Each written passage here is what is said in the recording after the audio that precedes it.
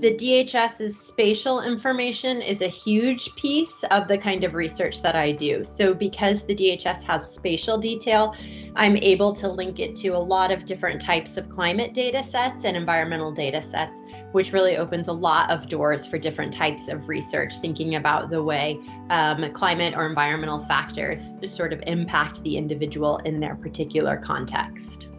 DHS has sort of set the standard for how we do the work that links individual community experiences to these really broad scale changes in climate.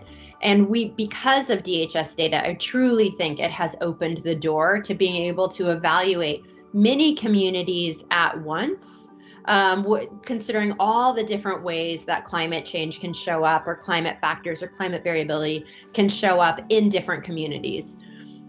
Before DHS or apart from DHS, most of the studies would be much smaller in scope.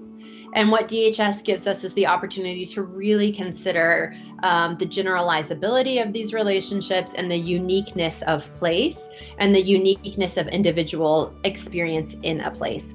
So I don't think that there's really any other way to do the kind of research on climate change and reproductive health that I do without data like DHS. Without DHS data. The other part of my research, which really is a hugely built really on DHS, is the fact that there's a lot of spatial variability. So that means that there are dry and wet places within a country, and even communities that are close to each other, maybe 10 or 20 kilometers apart, are potentially going to have very different rainfall experiences. So we use the differences between these communities to help understand how people react to these kinds of shifts, or what needs they might have to these smaller sort of seasonal variations in climate conditions. So that's a little bit more how I do the work, rather than sort of long-term change. I look at what climate change means for people in sort of the short term and how they respond and react. A lot of the richness in DHS is because it provides so much detail at the individual level.